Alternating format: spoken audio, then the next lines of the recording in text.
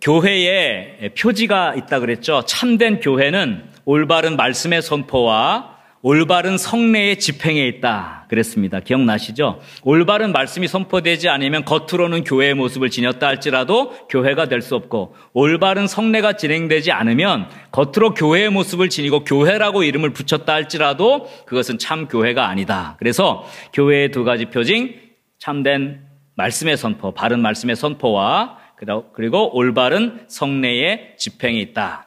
그래서 교회에 가장 중요한 표징이 두 가지가 있다고 지난번에 말씀드렸어요. 그래서 이것 외에는 교회를 떠나갈 이유가 없다고 개혁주의 신학자들은 말을 하죠. 그래서 교회는 어머니가 된다, 그런 표현을 제가 지난번에 말씀을 드렸던 기억이 있습니다.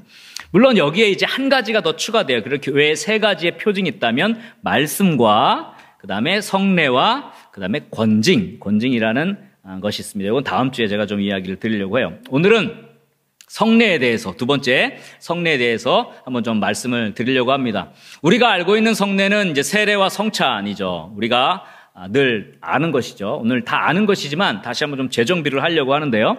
세례와 성찬 외에 성경에 다른 성례가 또 있는가라는 질문을 드릴 수가 있습니다. 그럼 잘 아는 대로 로마 교회는 성례가 7가지라고 생각을 합니다. 그래서 세례와 성찬 외에도 들어보신 적이 있을 겁니다. 견진례 들어보셨습니까? 고해성사, 이건 들어보셨죠? 고해성사, 그다음에 종부성사, 성품성사, 혼인성사, 이렇게 5가지를 더해서 7개의 성리라고 부르는데요. 사실 초대교회의 전통을 따라서 개혁주의 신앙에서 성경적인 교회들은 2가지만 쓰십시오. 밑줄에 세례와 성찬 외에는 다른 것들을 성례로 인정하지 않았습니다. 이것은 고대교회, 초대교회도 그랬고요. 이 세례 외에, 성찬 외에, 이 2가지 외에 다른 예식들을 행했다고 하는 기록도 없고 또 행했다고 하는 성경적 근거도, 내용도 가지고 있지 않습니다. 중요한 거는 어떤 예식들이 정해지지만 그 예식들은 사람이 정한 것이지 그리스도께서 정하신 것이 아니기 때문에 그렇습니다. 그래서 첫 번째 핵심 주제, 핵심 논제죠. 참 성례는 사람이 아닌 그리스도께서 제정하신 것이어야 합니다. 한번 따라합시다. 참 성례는 사람이 아닌 그리스도께서 제정하신 것이어야 한다. 그렇죠. 거의 그리스도라고 쓰십시오. 자, 예수님께서 친히 교회에 내가 다시 올 때까지 지켜라 라고 주신 것이 딱 2가지가 있는데 그것이 세례와 성찬입니다. 마태복음 28장 19절 너무 잘 아는 말씀이죠. 그러므로 너희는 가서 모든 민족을 제자로 삼아 아버지, 아들과 성령의 이름으로 어떻게 하라고요? 세례를 베풀라 그랬습니다. 볼지어다 내가 세상 끝날까지 너희와 함께 하실 것이다, 그렇게 말씀을 했습니다. 마지막 지상대명이라고 할 수 있는 것이 이 세례이죠. 또 누가복음 22장 19절 이하에 보면 이렇게 말씀했습니다. 또 떡을 가져 감사기도 하시고 떼어 그들에게 주시며 이르시되 이것은 너희를 위하여 주는 내 몸이라. 너희가 이를 행하여 나를 어떻게 하라고요? 기념하라 그랬어요. 기념하라.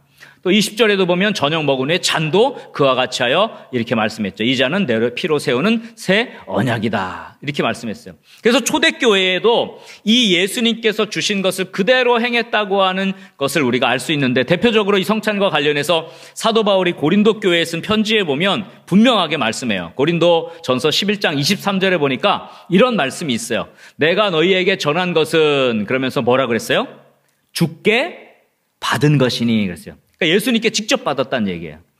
그래서 뭐라고 했냐면 곧 주 예수께서 잡히시던 밤에 떡을 가지사 24절 축사하시고 떼어 이르시되 이것은 너희를 위하는 내 몸이니 이것을 행하여 나를 어떻게 하라고요?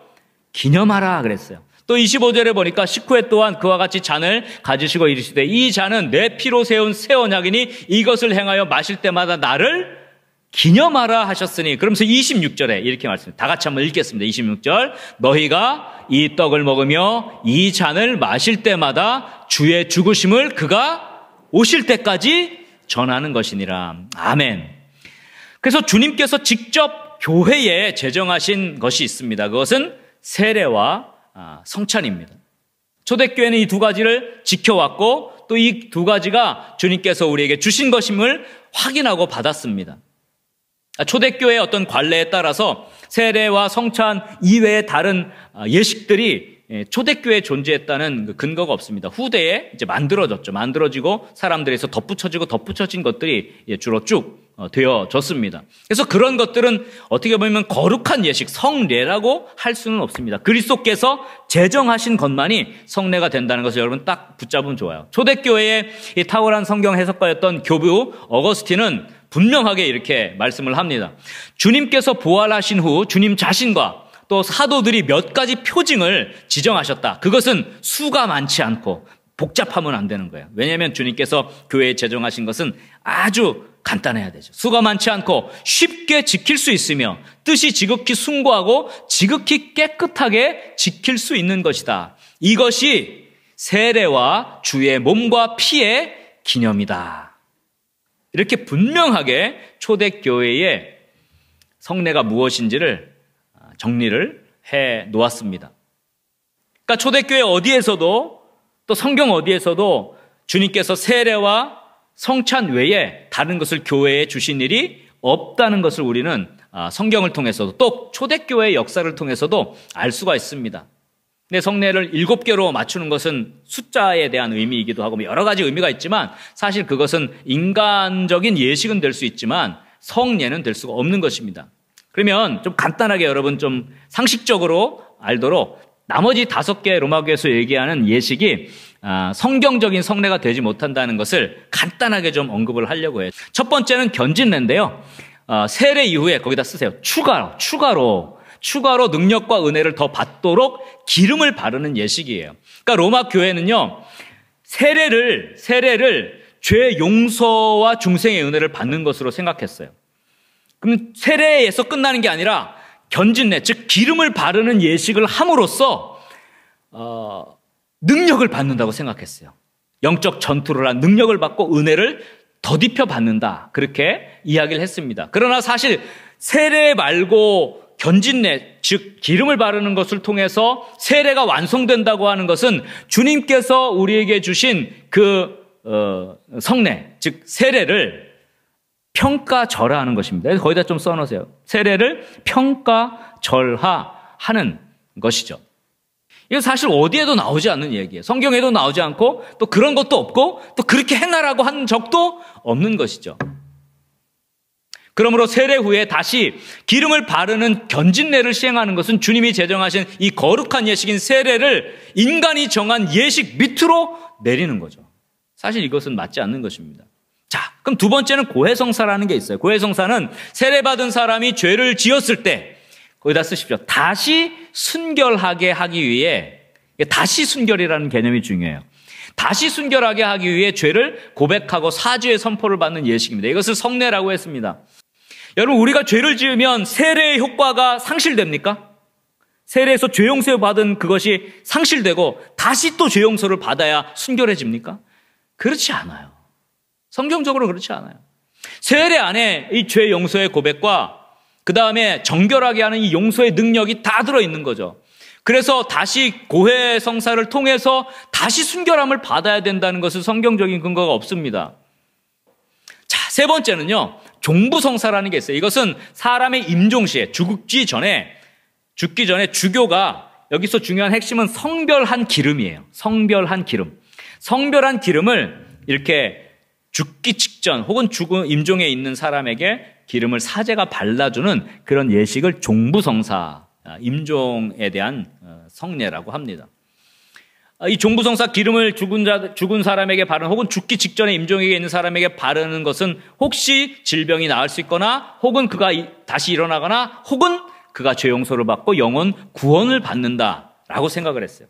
여러분, 그 기름을 발랐다고 그 영혼이 구원받는다면 그것은 성경적이지는 않는 것이죠. 우리가 예수 그리스도를 구주로 고백하고 믿는 순간 우리는 천국을 얻게 된 줄 믿으시기 바랍니다. 그 믿음을 근거로 영혼이 구원받는 것이지 기름을 발라준다고 그 사람이 죄를 씻게 되거나 영혼이 구원받는 것은 아닙니다. 자, 네 번째, 성품성사입니다. 성품성사는 이제 그 신품을 받는 거죠. 성직자 예를 받는 것입니다. 이것을 성례로 받는데요. 여기에는 7개의 성직 계급이라고 쓰세요. 성직 계급으로 복잡해진 성품을 주는 예식이 있습니다. 로마 교회는 중세 7개의 성직 계급을 나눴습니다. 사실 지금 제2차 바티칸 공의회 이후에는요, 지금 현재 천주교 로마 교회도 모두 다 이런 성품들을 다 없앴어요. 그리고 사제와 부제, 즉 지금으로 말하면 성직자들만 이런 서품식을 합니다. 이제 나머지 5개는 다 없어졌어요.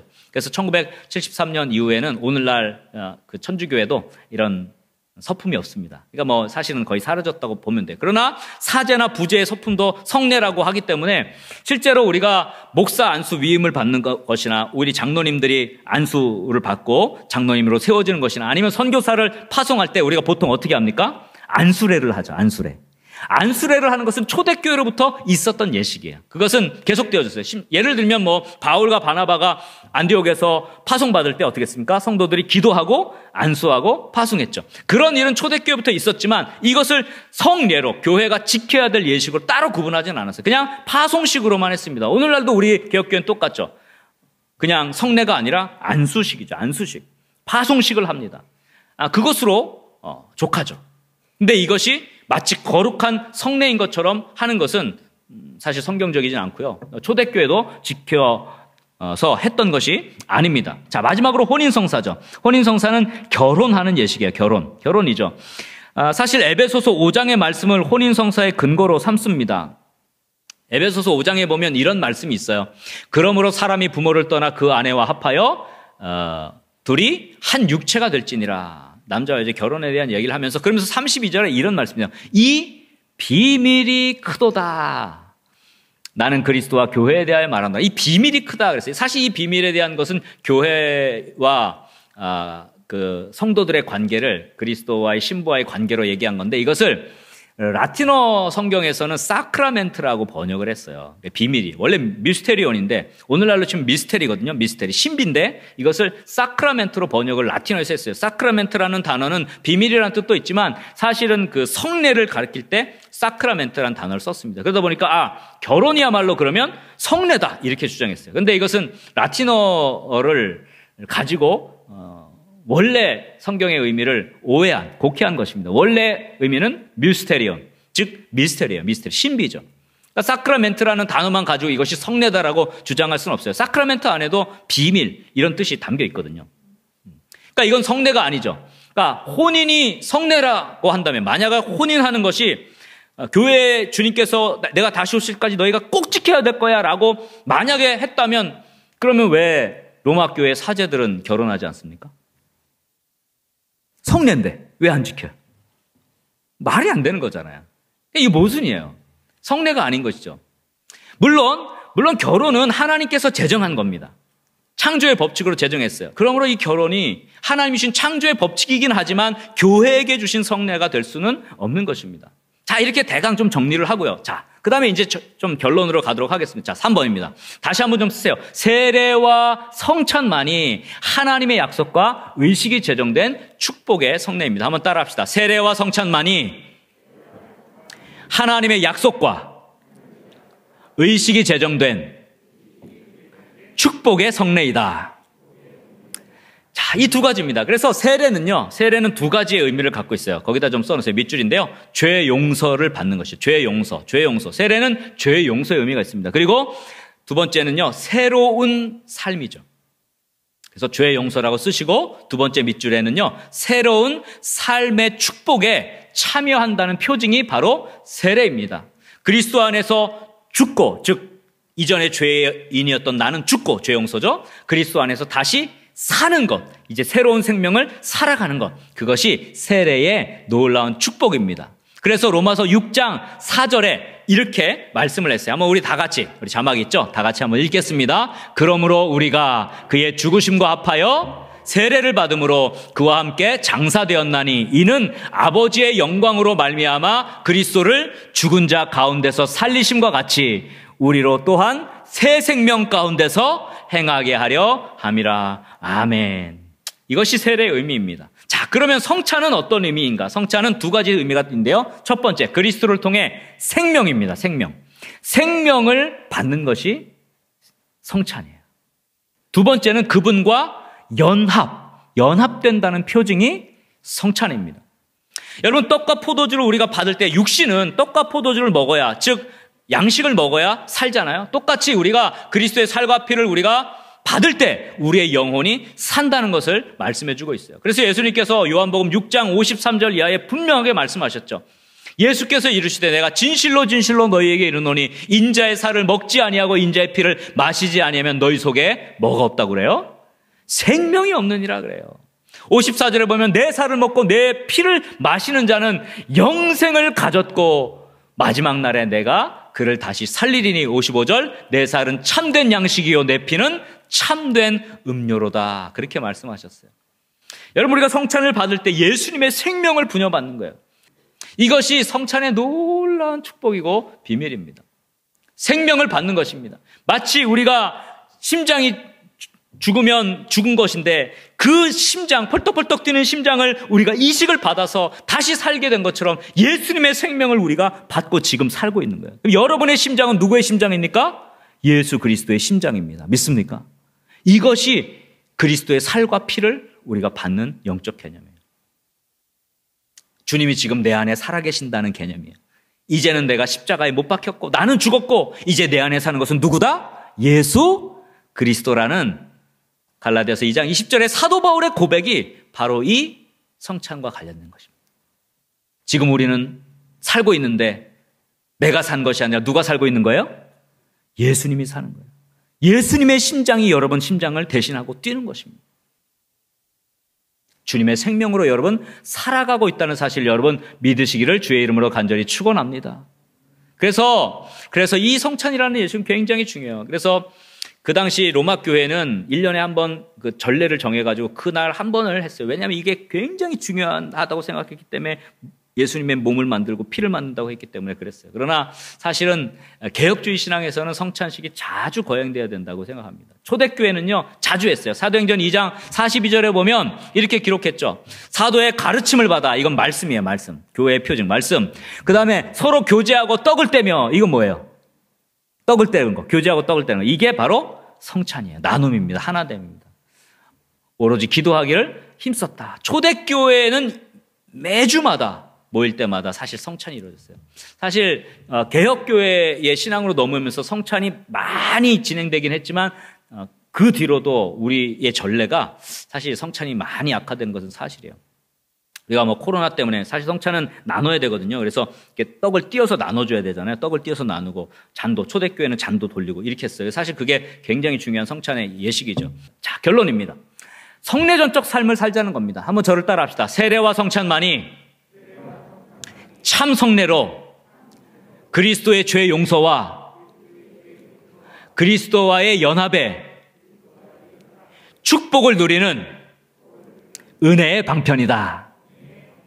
여러분, 죄 용서 그리고 연합, 이것을 누리는 축복은 바로 세례와 성찬을 통해서만 하나님께서 허락하셨다는 것을 오늘 결론으로 말씀을 드리려고 합니다. 오늘 본문 요한일서 5장 6절 8절 굉장히 중요한 말씀이에요. 여러분 성경 많이 읽었지만 이 말씀이 무슨 뜻인지 모르고 지나간 적도 있었고 이 말씀을 이런 게 있었어 라고 아마 생각한 적도 있을 거예요. 근데 이 굉장히 중요한 말씀을 오늘 제가 드리는 겁니다. 자, 6절에 보니까 이렇게 말씀했어요. 이는 물과 피로 임하신 이시니 곧 예수 그리스도시라. 물로만 아니요 물과 피로 임하셨다. 증언하는 이는 성령이시니 성령은 진리라 그랬어요. 예수님이 우리 가운데 임재하는데 임하시는데 뭐로 임하셨다 그래요? 물과 피로 임하셨다 그래요. 물은 무엇이고 피는 뭘까요? 물은 세례고요. 피는 성찬입니다. 주님이 우리에게 어떻게 임재하신 줄 아세요? 세례와 성찬으로 임재하신다는 거예요. 그러면서 증언하신 이가 성령이라 그래요. 성령께서 역사하는 예수 그리스도의 임재를 역사케 하는 성령은 물과 피로 임재하신다는 걸 말해요. 그래서 7절에 보니까 증언하는 이가 셋이라 그래요. 셋인데 뭐예요? 8절에 성령과 물과 피예요. 또한 이 셋은 뭐라 그랬어요? 합하여 하나라 그랬어요. 물과 피, 즉 세례와 성찬을 통해 우리는 그리스도의 임재를 경험하는데 그리스도의 임재를 경험하게 하는 것은 성령께서 하시는 거잖아요. 그래서 성령이 거기 계신 거예요. 성령과 세례와 성찬은 하나야, 하나. 그러니까 물은 세례를 가리키고 피는 성찬을 가리킵니다. 우리가 그리스도의 임재를 경험할 수 있는 유일한 방법은 성령께서 임재하시는 물과 피입니다. 지금 이걸 얘기하는 거예요. 요한 1서에. 자, 그래서 이 앞에 세상을 이기는 믿음이 무엇이냐? 예수 그리스도를 믿는 믿음이 아니냐는 강력한 고백이 있고, 이것은 세례와 관련된 거예요. 지금 자세히 다 얘기할 수 없어요. 세상을 이기는 믿음이 뭐냐? 예수님을 믿는 거 아니냐? 이것이 물이에요. 물. 세례입니다. 그리고 이 말씀을 하고 나서 그 다음에 나오는 말씀이 여러분 잘 아는 대로 아들이 있는 자에게는 생명이 있고 아들이 없는 자에게는 생명이 없느니라. 생명 뭐예요? 성찬이에요. 이 요한 1서의 말씀이 너무 깊은 말씀이에요. 그러면 우리가 오늘날 예수 그리스도의 천상적인 예수 그리스도의 임재를 경험할 수 있는 유일한 방법, 성령에 함께 하시는 성례는 물과 피밖에 없다는 거예요. 그래서 초대교회 교부였던 어거스틴이 이렇게 고백을 합니다. 우리는, 제가 그 뒤에 맨 밑에다가 써놨죠. 우리는 십자가라는 표징을 통해서, 세례를 통해서, 제단의 떡과 음료를 통해서 그리스도를 소유한다. 이렇게 고백했어요. 이것이 오늘 요한 1서 오늘 본문. 여기서 십자가라는 표현할 때 이것은 바로 십자가, 예수 그리스도 자신 혹은 성령입니다. 예수님을 통해서, 즉 예수님의 임재죠. 세례, 물을 통해서, 제단의 떡과 음료, 피를 통해서 우리는 그리스도를 소유하게 되는 것이죠. 그리스도의 생명을 소유하고, 그리스도의 축복을 소유하고, 그리스도의 아들됨을 소유하고, 그리스도의 놀라운 은총을 소유하게 되는 줄 믿으시기 바랍니다. 그래서 이 세례와 성찬, 이 진리의 성령 결국 하나인 거예요. 하나인 거예요. 이를 통해서 우리는 예수님을 소유하게 되는 것입니다. 십자가의 용서를 받는 것이고, 죽음과 부활에 동참하고 새 생명을 사는 것이고, 그분과 연합해서 하나 돼서 놀라운 생명의 분양을 받고 살아가게 되는 것입니다. 그것이 지금 우리에게 일어난 일이고, 주님 오실 때까지 우리가 붙잡아야 될 놀라운 축복이라는 사실을 믿으시기 바랍니다. 그러므로 우리는 이 거룩한 성례를 수호하고 지키는 이 개혁주의 신앙, 성경적 신앙을 가져야 돼요. 그래서 우리의 삶을 가리켜서 어려운 말로 성례전적, 성례전과 같은 신앙, 성례전적 신앙이라고 부릅니다. 그럼 어떻게 살아야 되는가? 결론입니다. 자, 세례를 받은 여러분들, 세례의 진리를 소유하고 있는 여러분들은 마찬가지로 우리가 세례를 통해서 죄 용서의 은혜를 받고 새로운 삶을 살아가는 것처럼 우리 또한 용서하는 삶을 살고 새로운 생명의 삶을 살아야 할 줄 믿으시기 바랍니다. 그래서 성례전적 교회에는 용서가 있는 거예요. 제가 그랬잖아요. 교회에 용서의 은혜를 하나님께서 교회에 허락하셨다고. 그러면 우리의 삶이 용서하는 삶이 될 때 우리는 십자가의 삶을 사는 것이고, 우리의 삶이 용서의 삶을 살 때 우리는 성례전적인 삶을 살게 되는 겁니다. 성찬을 받은 사람으로서 우리는 어떻게 살아가야 됩니까? 예수님께서 자기의 살과 피를 나누어 주셔서 우리에게 생명을 분여해 주신 것처럼 우리 또한 나누어 주는 삶을 살아야 합니다. 작은 것 하나도 나눠줘야 됩니다. 인색한 것은 성찬에 참여하는 삶이 아닙니다. 성찬은 나눔이죠. 예수님은 살과 피까지 우리에게 주셨는데 우리는 주는 게 아무것도 없다면 그것은 성례전적 삶이 아닌 것이죠. 콩 한 쪽도 나눠 먹는 것이 초대교회였어요. 왜 초대교회가 자기 재물을 자기 것이라고 조금도 하지 않고 다 나눴다고 했습니까? 그것은 그들이 성찬에 매주마다 참여했기 때문이에요. 여러분, 이것이 초대교회의 놀라운 비밀이었어요. 정말 그 생명을 나누는 거예요. 그래서 콩 한 쪽도 나누고 떡 한 쪽도 나누고 우리가 갖고 있는 조그만 것도 나누고, 이런 것들이 우리 교회 안에 회복되어야 내가 성찬에 참여하는 자요, 내가 세례에 참여하는 자라는 것을 증거하고 주님 오실 때까지 주님을 전하는 삶을 살지 않겠습니까? 세례라는 것이, 성찬이라고 하시 그냥 한 의식으로 끝나는 것이 아닙니다. 이것은 교회에 하나님께서 주신 거룩한 은혜의 유일한 방편이에요. 그걸 받은 사람들은 그 삶을 살아가도록 주님께서 우리에게 요청하신 것입니다. 성문교회 모든 믿음의 영가족들이 이 성례전적인 삶, 세례를 받은 자답게, 성찬을 받은 자답게 용서하며 나누어주며 생명을 나누어주며 살아가는 거룩한 삶을 살아갈 수 있기를 주의 이름으로 간절히 축원합니다.